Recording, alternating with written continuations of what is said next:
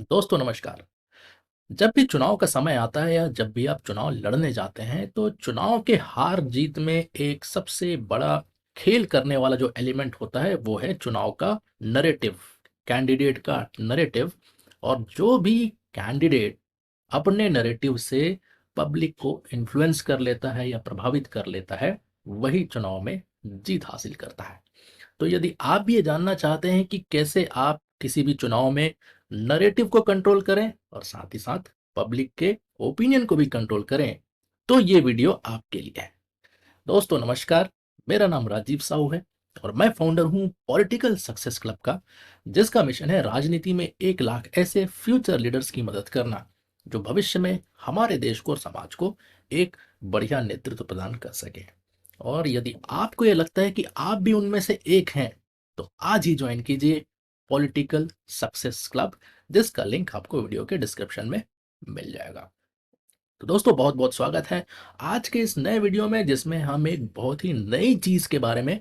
बात करने जा रहे हैं, जो कि चुनाव से संबंधित बहुत ही उपयोगी एक स्ट्रैटेजी हो सकती है, और वो है कि पब्लिक ओपिनियन और नैरेटिव को कैसे कंट्रोल करें। लेकिन दोस्तों आगे बढ़ने से पहले यदि अभी तक आपने चैनल को सब्सक्राइब नहीं किया तो प्लीज चैनल को अभी सब्सक्राइब कीजिए और साथ ही साथ बेल आइकन हिट करना ना भूलें, ताकि इस तरीके के और भी जो इंटरेस्टिंग वीडियोस आने वाले हैं उन्हें आप कभी भी मिस ना करें। तो आइए आते हैं आज के विषय में, mastering public opinion and narrative control. तो वीडियो को आखिरी तक जरूर देखिए और बहुत सारे नोट्स लीजिए ताकि आप इसका बेहतर इस्तेमाल कर सकें। तो सबसे पहला काम जो आपको करना है, यदि आप चुनाव लड़ने जा रहे हैं या चुनाव में भाग लेने जा रहे हैं किसी और कैंडिडेट के लिए, अपनी पार्टी के लिए, तो सबसे पहले पहला काम आपको अपने क्षेत्र में जाकर करना है वो है कि ये समझना कि पब्लिक ओपिनियन को, जो जनता की राय है, उसे कौन कौन सी चीजें ड्राइव कर रही है, उसे कौन कौन सी ऐसी चीजें जो इफेक्ट कर रही है, इम्पैक्ट कर रही है। तो आपको सबसे पहले खुद जाकर या अपनी टीम के माध्यम से या जो भी सर्वे एजेंसीज हैं उनके माध्यम से डेटा कलेक्ट करना है कि पब्लिक का जो सेंटीमेंट है उसे कौन कौन से ऐसे मुद्दे हैं जो ड्राइव कर रहे हैं, जिससे कि पब्लिक का सेंटीमेंट जो है वो चुनाव में एक पक्ष या दूसरे पक्ष की ओर जा रहा है। और फिर आपको ये करना है कि कैसे आप उन सेंटीमेंट्स को समझ के, जनता की जो नब्ज है उसको समझ के, आप अपना कैंपेन और अपना नैरेटिव जो है लोगों के हिसाब से आप डिजाइन कर सके। तो सबसे पहली चीज जो आपको समझनी है वो है अंडरस्टैंड पब्लिक ओपिनियन ड्राइवर्स, कि जनता की जो राय है या जनता के सेंटीमेंट है उनको कौन कौन से कारण, कौन कौन से मुद्दे, कौन कौन से इश्यूज ड्राइव कर रहे हैं आपके चुनाव क्षेत्र में। तो ये कैसे संभव होगा? ये संभव होगा आपके 1-to-1 मीटिंग से, या आपके टीम के माध्यम से, या जो भी सर्वे एजेंसी है जिससे आपने सर्वे कराया है या कैंडिडेट ने सर्वे कराया है, उस डेटा के आधार पे आपको पता चलेगा कि पब्लिक ओपिनियन किस डायरेक्शन में जा रही है। तो ये हो गई पहली बात। अब दूसरा जो काम करना है आपको नैरेटिव और पब्लिक ओपिनियन को कंट्रोल करने के लिए, वो है कि अपना मैसेज जो है, अपना नैरेटिव जो है, उसको बहुत क्लियरली तैयार करना, डिफाइन करना और फिर उसे लोगों के सामने रखना। तो इसके लिए आपको क्या करना है कि बहुत क्लियर अपना मैसेज, जो भी आपने इशू आइडेंटिफाई किया है कि भाई लोगों का सेंटीमेंट क्या है, क्या वो सुनना चाहते हैं, क्या उनकी आवश्यकता है, क्या उनकी ज़रूरत है, और किस तरीके से चुनाव का जो माहौल है वो इस नैरेटिव के आधार पर आगे बढ़ने या बिगड़ने जा रहा है। तो आपको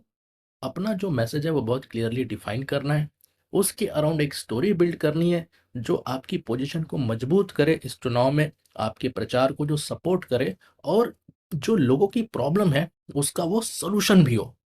ये आपको हमेशा याद रखना है कि सिर्फ नैरेटिव तैयार करना काफी नहीं है, आपको लोगों के प्रॉब्लम का सलूशन देना है अपने नैरेटिव के अंदर। तो इसके लिए आपको बहुत क्लियरली शेप करना है, डिजाइन करना है और उसे फिर लोगों तक पहुंचाना है।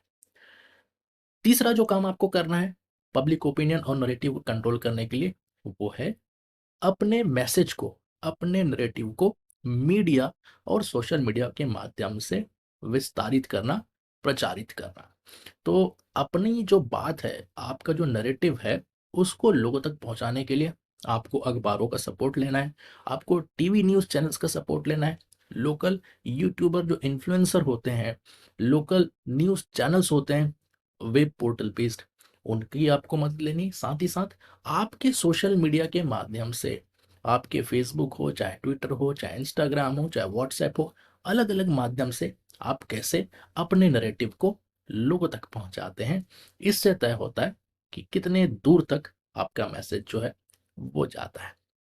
इसीलिए आपको मीडिया और साथ ही साथ सोशल मीडिया की भी मदद लेनी है अपने नैरेटिव को, अपने प्रचार को, अपने कैंपेन को लोगों तक पहुंचाने के लिए। तो ये हो गई तीसरी बात। चौथा जो काम आपको करना है पब्लिक ओपिनियन और नैरेटिव को कंट्रोल करने के लिए, वो है कि जो भी नेगेटिव पब्लिसिटी है आपके खिलाफ, जो भी नेगेटिव कैंपेन आपके विरोधियों ने तैयार किया है आपके खिलाफ, उसका जवाब देना। तो चुनाव में आरोप प्रत्यारोप लगातार चलते रहते हैं। जिस प्रकार आप अपने प्रतिद्वंदी के खिलाफ आरोप लगा रहे हैं, आपके प्रतिद्वंदी भी आपके खिलाफ अलग अलग तरीके से नेगेटिव पब्लिसिटी चालू रखते हैं और आपके खिलाफ रोज नए नए आरोप लगाते रहते हैं। तो उन आरोपों को न्यूट्रलाइज करने के लिए, उन नेगेटिव पब्लिसिटी को न्यूट्रलाइज करने के लिए आपको एक अलग स्ट्रैटेजी बनानी चाहिए। और उस स्ट्रैटेजी को बनाते समय आपको ये ध्यान रखना चाहिए कि आप बहुत ज़्यादा उत्तेजित ना हो, लोगों को और आपके प्रतिद्वंदी को ये ना लगे कि उन आरोपों से आपका बैलेंस बिगड़ रहा है या आप अपना आपा खो रहे हैं। कोई भी पत्रकार यदि आपसे उस बारे में सवाल पूछे, तो आपको बहुत कूल और काम होके, मतलब ठंडे दिमाग से, ठंडे मिजाज के साथ आपको उसे हैंडल करने के लिए अपना नैरेटिव तैयार करना है, ताकि लोगों में ये मैसेज जाए, मीडिया में ये मैसेज जाए और आपके जो प्रतिद्वंदी है उनको ये मैसेज जाए कि इन आरोपों से आपको कोई फर्क नहीं पड़ रहा है, इन आरोपों से आपके वजूद को कोई भी खतरा नहीं है और ना ही आप इसकी परवाह करते हैं, और आप बहुत कूल होकर, बहुत ठंडे दिमाग से उन सभी आरोपों का आप जवाब दे रहे हैं और ये बता रहे हैं कि ये सारी बातें निराधार हैं और इनका कोई बेस नहीं है, सब बेसलेस एलिगेशंस हैं। तो इस तरीके से आपको जितने नेगेटिव कैंपेन है उसके लिए भी आपको काउंटर करने के लिए अपना नैरेटिव तैयार करना है। अब पांचवा जो काम आपको करना है नैरेटिव कंट्रोल करने के लिए और पब्लिक ओपिनियन को कंट्रोल करने के लिए, वो है कि अपने सपोर्टर्स की जो फौज है, आपके जो चाहने वाले लोग हैं, आपके लिए जो काम करने वाले लोग हैं, आपको जो समर्थन करने वाले लोग हैं, उनके थ्रू अपने नैरेटिव को अलग अलग चैनल के माध्यम से लोगों तक या वोटर तक पहुंचाने का काम। तो एक बात जो आप बोल रहे हैं, उसी बात को कैसे आप अपने जो सपोर्टर हैं, जो समर्थक हैं, आपके जो लोग हैं, आपकी जो टीम है, उनके थ्रू आप लोगों तक पहुंचाते हैं, तो इससे आपका बहुत ही स्ट्रांग नैरेटिव बिल्ड होता है। आपका कैंपेन जो है बहुत बेहतर तरीके से लोगों तक पहुंचता है और आपकी जो बात है, जब वो अपने लोगों के मुंह से उस बात को सुनते हैं, तो उन्हें काफ़ी भरोसा होता है, विश्वास होता है और उनको लगता है कि किसी भी तरीके से आपको सपोर्ट करना चाहिए, यदि आपके नैरेटिव में वो दम वाली बात है तो। तो पांचवा जो काम आपको करना है कि अपने सपोर्टर्स, अपने जो साथी हैं, आपके जो चाहने वाले लोग हैं, उनके थ्रू अपने नैरेटिव को लोगों तक पहुंचाना। तो ये हो गई पांचवी बात। छठवीं और आखिरी बात जो आपको करनी है कि ये सारी चीजें जो हमने डिस्कस की है,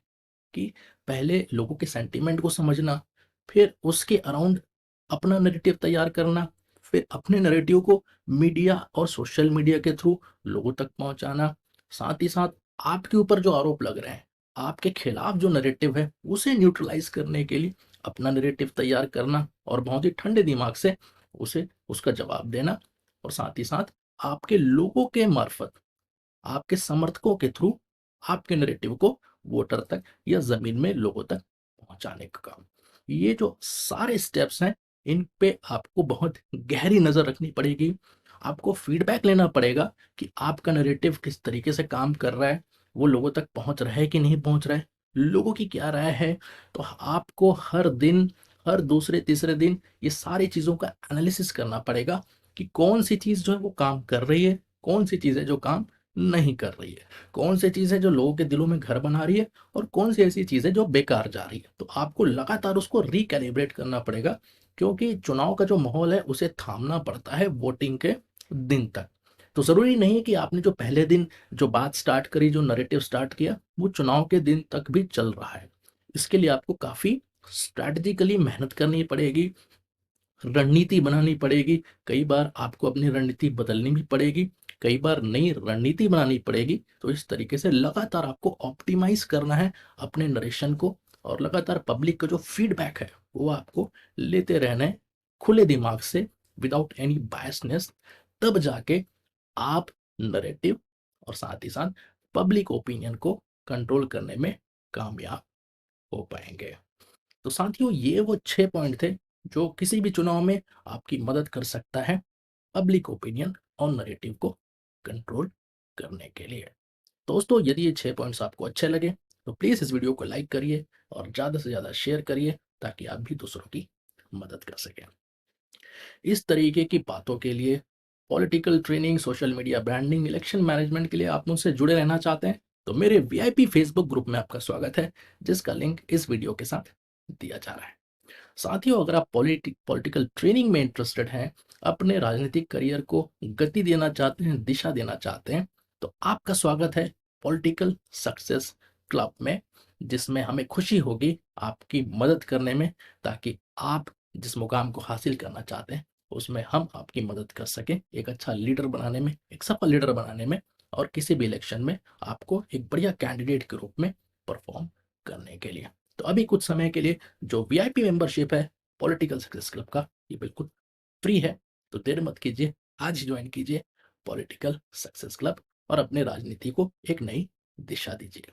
तो दोस्तों, इस वीडियो में इतना ही। और भी वीडियोस हैं, उन्हें आप देखते रहिए, पॉलिटिक्स और लीडरशिप सीखते रहिए और आगे बढ़ते रहिए। फिर मिलेंगे। थैंक यू, धन्यवाद, जय हिंद।